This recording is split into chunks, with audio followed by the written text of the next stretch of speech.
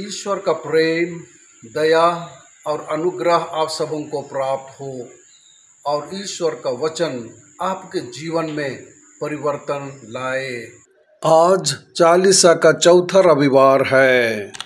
चालीसा का यह समय हमारे जीवन पर चिंतन करने, अपने पापों और असफलताओं का पश्चाताप करने और विनम्रता के साथ ईश्वर के पास लौटने का समय है। परमेश्वर हमेशा हमसे बात करते रहते हैं और बाइबल के माध्यम से स्वयं को प्रकट करते रहते हैं। आइए हम परमेश्वर के वचनों को पढ़ें, उनके वचनों को सुनें और इन वचनों को अपने दैनिक जीवन में जीने का प्रयास करें। आज के पाठों का सारांश।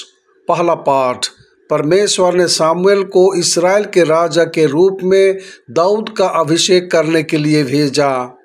भजन संहिता, यहोवा हमारा चरवाहा है, वह हमारी देखभाल करता है। दूसरा पाठ, संत पौल ने कहा कि एफिसियों को प्रकाश के बच्चों की तरह रहना चाहिए। सुसमाचार पाठ, यीशु जन्म से अंधे को चंगा करते हैं और अपने आप को मनुष्य के पुत्र के रूप में प्रकट करते हैं। आज का पहला पाठ सामुएल की पहली किताब से लिया गया है। परमेश्वर ने साउल राजा को अस्वीकार करने के बाद सामुएल को एक नया राजा का अभिषेक करने के लिए भेजा। येसे के 8 पुत्र थे, परंतु परमेश्वर ने सबसे छोटे को चुना जो एक चरवाहा लड़का था। वह दाऊद के अलावा अन्य व्यक्ति नहीं था। सामुएल ने तेल लगाकर दाऊद का अभिषेक किया, जो बाद में इस्राएल का महान राजा बन गया। इस प्रकार परमेश्वर अपने इस्राएल के लोगों के लिए सोच रहा था और उनके लिए योजना बना रहा था। दूसरे पाठ में हम देखते हैं संत पौलुस ने रोम के लोगों को समझाया कि जिस क्षण उन्होंने मसीह में विश्वास करना शुरू किया, वे अंधकार से निकलकर प्रकाश में प्रवेश कर गए। इसलिए उन्हें अच्छा व्यवहार करना था और यह सीखने की कोशिश करनी थी कि प्रभु को क्या भाता है। उन्हें हर उस चीज से बचना था जो बुराई या पाप थी और वही करना था जो परमेश्वर की दृष्टि में सही है। इस प्रकार वे अंधकार के संसार में ज्योति के समान चमकते।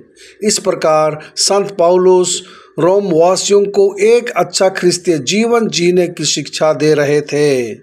आज का सुसमाचार लंबा पाठ संत योहन से लिया गया है। यीशु ने विश्राम के दिन अंधे को चंगा किया। यह चर्चा का विषय बन गया। फरीसियों और यीशु के समय के धार्मिक अधिकारियों ने समझा कि मूसा का कानून विश्राम के दिन हर तरह के काम की मनाही करता है। उन्हें विश्वास करने में कठिनाई हुई कि यीशु ने इस दिन क्यों चमत्कार किया। यह निर्धारित करने के लिए कि क्या वह वास्तव में अंधा पैदा हुआ था, फरीसियों ने उससे और उसके माता पिता से बार बार पूछताछ की। उस व्यक्ति ने आराधनालय के अगुओं को चुनौती दी कि यीशु ने जो भलाई की थी उसके बारे में उनका मूल्यांकन और न्याय किया जाए। उन्होंने यीशु के बारे में उनके निर्णय पर सवाल उठाने के लिए उस व्यक्ति को निष्कासित कर दिया। लेकिन यह एक रहस्योद्घाटन बन गया जब अंधा पैदा हुआ आदमी फिर से यीशु से मिलता है। उसके निष्कासन का समाचार सुनने के बाद यीशु उस अंधे व्यक्ति को खोजता है जो जन्म से अंधा था और स्वयं को मनुष्य के पुत्र के रूप में प्रकट करता है। जब वह उसे मिलता है, इस क्षण में अंधा पैदा हुआ आदमी खुद को विश्वास का आदमी दिखाता है और यीशु की पूजा करता है। प्रार्थना।